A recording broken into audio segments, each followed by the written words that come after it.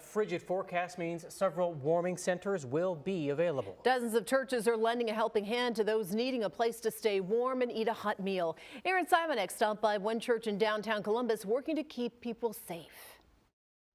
With these frigid temperatures outdoors, no one deserves to be outside in the cold. That's why libraries and churches all around Central Ohio are hosting community members with a warm place to stay and sometimes a nice warm meal. And Trinity Episcopal Church here in downtown Columbus is no different.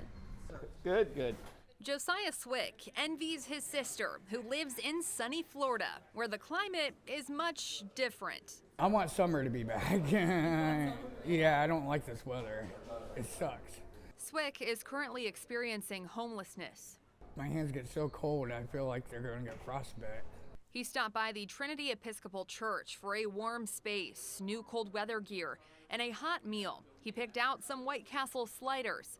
Data from HUD shows there's nearly 12,000 unhoused Ohioans. We also have socks, but Parishioner David Frigo says on MLK Day each year, they become a resource center to dozens, not just for the homeless population, but for those struggling to heat their homes. So today I believe we have about 3 different types of soups, and so parishioners just volunteer and bring the soups or the cooked meals. And I did see a huge plate of rigatoni.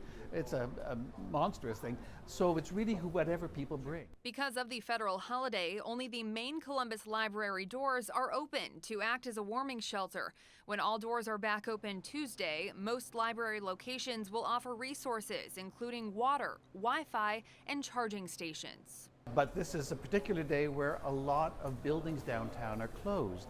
And so this is something that the church decided to reach out and host and get the word out that this is an open and safe space that they can come for meals. A warm space is often something taken for granted, but Josiah calling it a gift. That's a blessing. They love us for who we are. They're not judgmental like a lot of these other people are. Visit our ABC6 website for a full list of warming stations. On your side at Trinity Episcopal Church, Aaron Simonek, ABC6 News. With these frigid temperatures outside, warming centers around Central Ohio are opening their doors for the public to enjoy a nice hot meal. But here at Jordan's Crossing, the work continues year-round, open 6 days a week with warming centers available at any time. It's like home here for me, I come here and I just feel loved, J'anre Hinton visits Jordan's Crossing, trying to keep warm amid a dangerous cold snap in Central Ohio. It's been amazing, the crew here, everyone here is amazing, other than the food. They help you out with sobriety, any type of resource, that you need help with. The Resource Center serves low-income individuals experiencing homelessness and addiction. We could see negative 15-degree wind chills heading into Tuesday. So when the temperatures do get like this, we see a lot more people just trying to get refuge from the temperatures, coming in, getting a hot meal. We're here every day with a hot meal and a sack lunch.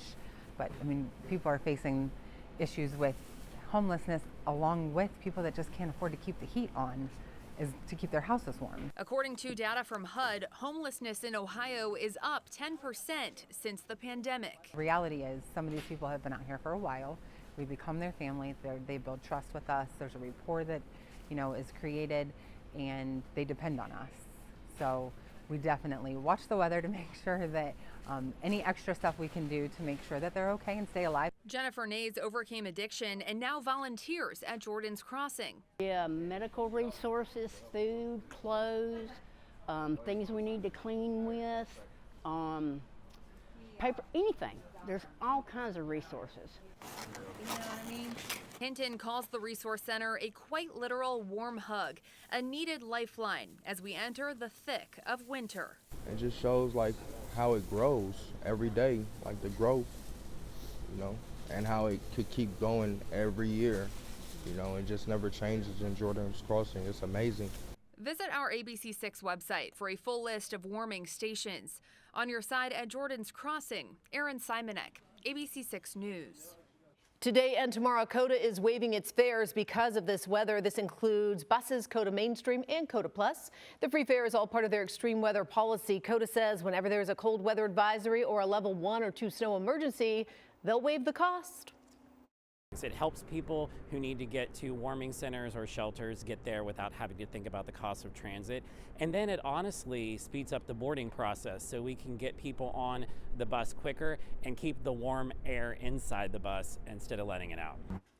COTA says they're always planning ahead for extreme weather, but because today is Martin Luther King Jr. Day, they're operating on a holiday schedule. And some students across Central Ohio will be getting a snow day on Tuesday. That includes the Graham School, the Charles School at Ohio Dominican University.